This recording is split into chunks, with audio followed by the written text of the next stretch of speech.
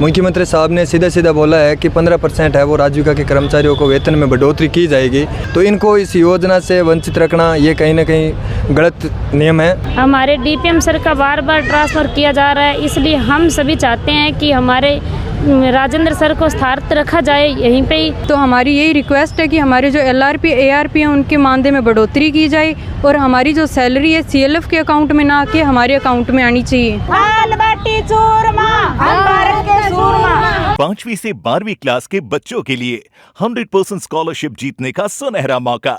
आज ही करें Prince olympiad में रजिस्ट्रेशन और जीते ढेरों इनाम।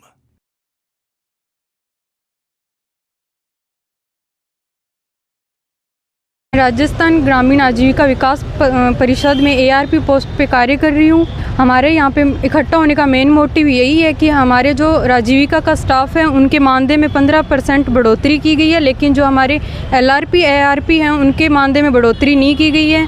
तो हमारी यही रिक्वेस्ट है कि हमारे जो LRP ARP हैं उनके मानदेय में बढ़ोतरी की जाए और हमारी जो सैलरी है CLF के अकाउंट में ना आके हमारे अकाउंट में आनी चाहिए।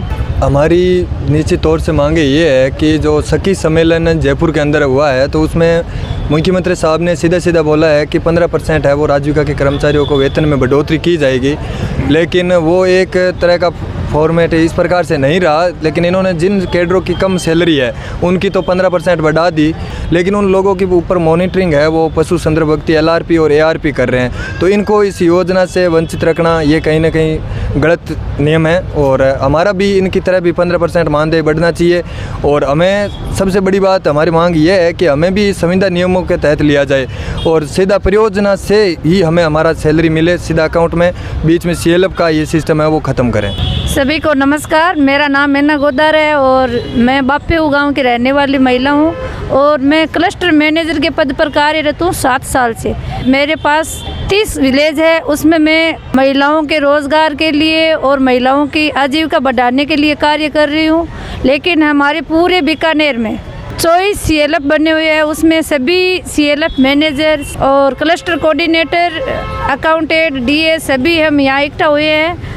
हमारे जो वर्तमान में जब हम लगे थे तब हमें जो मानदेय दिया जा रहा था अभी तक वही मानदेय दिया जा रहा है, ना तो कोई मानदेय में बढ़ोतरी हो रही है और ना कोई परमानेंट किया जा रहा है। साथ में हमें अलग भी प्रोजेक्ट के जो कार्य है, कोई मतलब सर्वे करना है वो भी दिया जा रहा है, वो भी हम कर रहे हैं। अंतिम छोर तक हम महिलाओं के पास पहुंच के उनको आगे बढ़ा रहे हैं, लेकिन हमारा कोई मानदेय फिक्स नहीं किया गया है। हम यही मांग करना चाहते हैं कि हमारा मानदेय फिक्स हो, हमें स्थायी रखा जाए। और हमारे ज़िले के जो DPM सर है उनको बार बार चेंज किया जा रहा है, तो हम यही चाहते हैं कि हमारे ज़िले के DPM सर को स्थायी रखा जाए और ये राजेंद्र जी सर, विश्नोई जी सर हैं, उनको स्थायी रखा इसलिए जाए क्योंकि 8 महीने उन्होंने जो काम किया वो धरातल पर जाके हमारे साथ जाके जो काम किया है वो एकदम अच्छा काम किया है। उनके आने के बाद 5 प्रोजेक्ट चालू हो गए हमारे बीकानेर ज़िले में, जैसे मोरिंगा है, सैनिटरी नैपकिन पैड वाला है,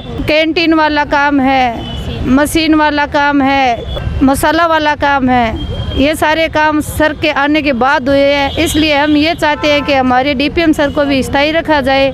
मेरा नाम मंजीत कौर, CLF विकास सरेरा क्लस्टर और राजस्थान ग्रामीण आजीविका विकास परिषद, जिसके जिला परियोजना के सभी हम कैडर, अकाउंटेंट, CC, CM, अकार्मिक सभी कैडर हम इकट्ठे हुए हैं। तो हम जिला परियोजना के जितनी भी आंतरिक योजनाएं आती है उन सभी का हम कार्य करते हैं, लेकिन हमें एक ही मानदेय दिया जा रहा है। जैसे मैं अकाउंटेंट हूँ तो अकाउंटेंट को एक ही मानदेय में बहुत सारी योजनाएं के कार्य करवाए जा रहे हैं। तो हमारे सभी मेरे ये राजस्थान ग्रामीण आजीविका विकास के सभी जो कैडर हैं उनके द्वारा हमारी यही मांग है कि हमारा मानदेय भी बढ़ाया जाए, हमें परमानेंट किया जाए।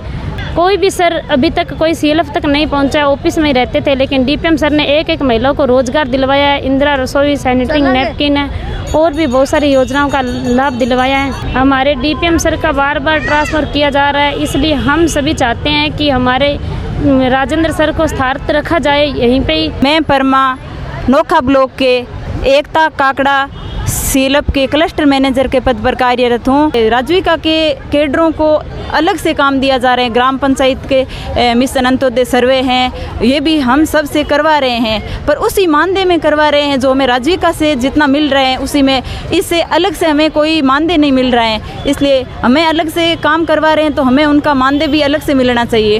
हम यही प्रार्थना कर रहे हैं। नहीं देंगे